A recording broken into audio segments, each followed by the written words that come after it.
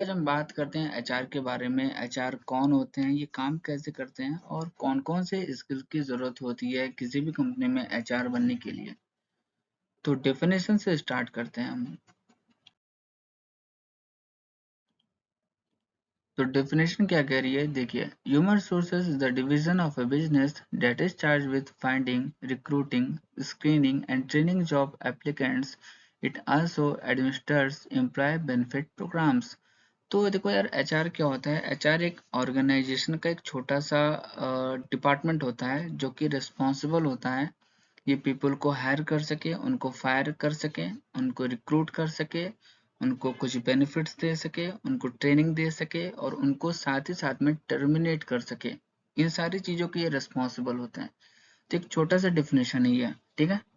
और दूसरा डेफिनेशन ये है कि a human resources department perform HR management functions such as finding, hiring, training and supporting new employees। ठीक है। तो ये रिस्पॉन्सिबल होते हैं एम्प्लॉय लाइफ साइकिल के। ये देखिए, एम्प्लॉय लाइफ साइकिल के। यार एम्प्लॉय लाइफ साइकिल होता क्या है, इसमें पीपल को रिक्रूट किया जाता है, hiring, onboarding, training and firing. उसके बाद फिर से ये स्टार्ट होता है ये recruiting, hiring, onboarding, training and firing. ठीक है। तो एचआर क्या होता है, रिवीजन करते हैं। एचआर एक ऑर्गेनाइजेशन का एक डिपार्टमेंट होता है जो कि रिस्पॉन्सिबल होता है ये पीपल को हायर कर सके, उनको फायर कर सके, उनको ट्रेनिंग दे सके, उनको अप्रेजल दे सके और उनको कुछ बेनिफिट्स दे सके। ठीक है।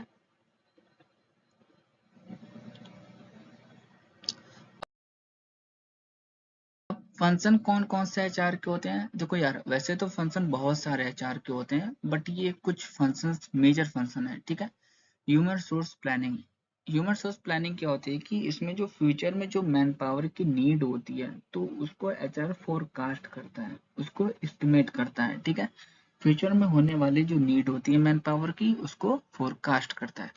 दूसरा फंक्शन है रिक्रूटमेंट एंड सिलेक्शन। इसमें एम्प्लॉय को रिक्रूट करता है कंपनी के लिए, उनका सिलेक्शन करता है।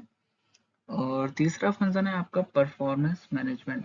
परफॉर्मेंस मैनेजमेंट में क्या होता है कि जो एचआर होता है वो जो कंपनी में जो लोग काम करते हैं उनके परफॉर्मेंस को मॉनिटर करता है। मॉनिटर करने के बाद उनको फीडबैक देता है।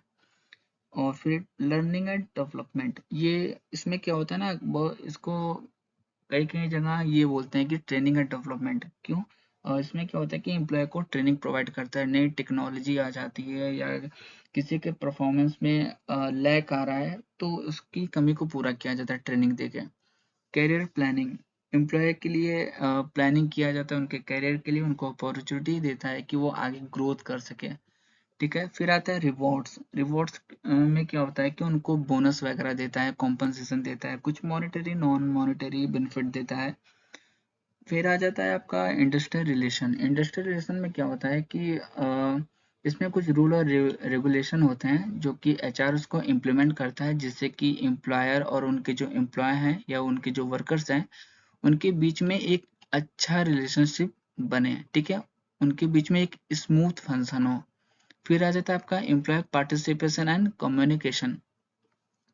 अगर किसी भी को काम दिया गया है, किसी ग्रुप को काम दिया गया, उस ग्रुप में 5 से 10 लोग हैं तो ऐसा नहीं होना चाहिए कि उसमें के बाकी सारे लोग एक साथ काम कर रहे हैं, उसमें से 2 लोग अलग काम कर रहे हैं, उनका पार्टिसिपेशन नहीं हो रहा उसमें।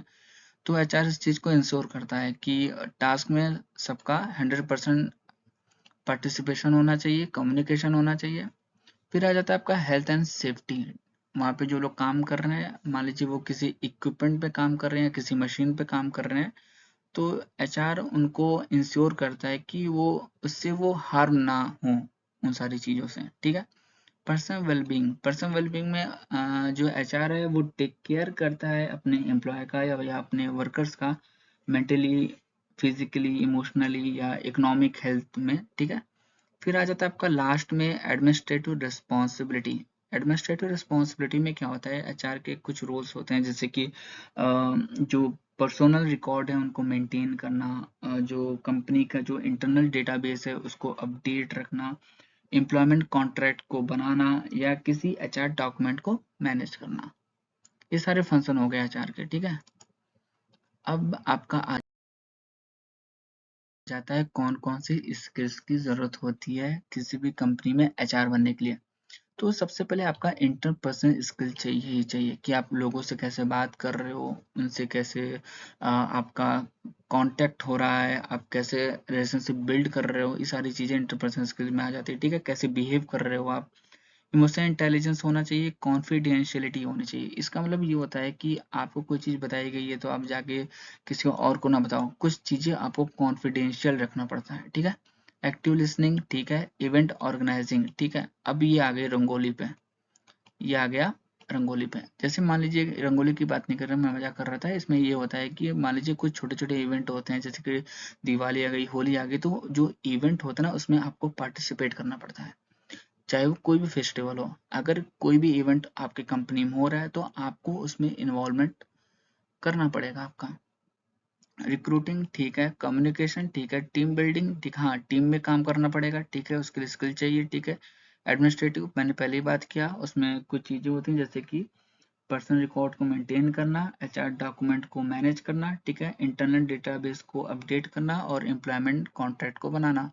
टेक्निकल स्किल्स भी चाहिए ही चाहिए, जैसे कि कुछ अभी टेक्नोलॉजी इतनी ज़्यादा आगे बढ़ गई है, कुछ चैट जीपीटी वगैरह आपको सुनने में आता ही होगा, तो उसके लिए एटीएस वगैरह चल रहा है, कुछ ह्यूमन रिसोर्स इंफॉर्मेशन सिस्टम, कुछ सॉफ्टवेयर एचआर के लिए चल रहा है, तो आपको इन सारी चीज़ों से अवेयर होना पड़ेगा।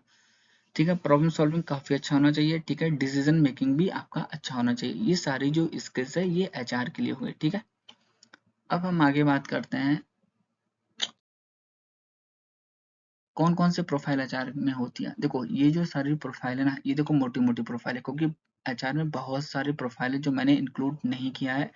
इसमें कुछ प्रोफाइल है, देखो, HR recruiter, HR operation, HR specialist, HR analyst, HR manager, talent acquisition specialist, DEIB officer, diversity equity inclusion and belonging officer, compensation benefits specialist, ठीक है, HR data scientist, learning and development manager, HR journalist, chief talent officer, HR business partner, HR BBB बोलते हैं, CHRO, chief wellness officer. ये सारे जो profile होती हैं ये एचआर की प्रोफाइल है।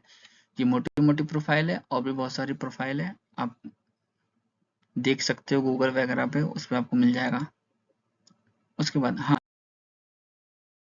देखिए, एचआर फ्रेशर की जो एवरेज सैलरी होती है वो 19,500 है। ये स्टार्टिंग आपकी सैलरी है एचआर की। ठीक है, तो आज का टॉपिक यहीं ख़त्म करते हैं, और मेरा जो अगला अपकमिंग टॉपिक है वो होगा ह्यूमन रिसोर्स मैनेजमेंट और रिक्रूटमेंट सिलेक्शन। मैं इसमें डिटेल में बात करूंगा इन दोनों के बारे में। ठीक है, थैंक यू सो मच।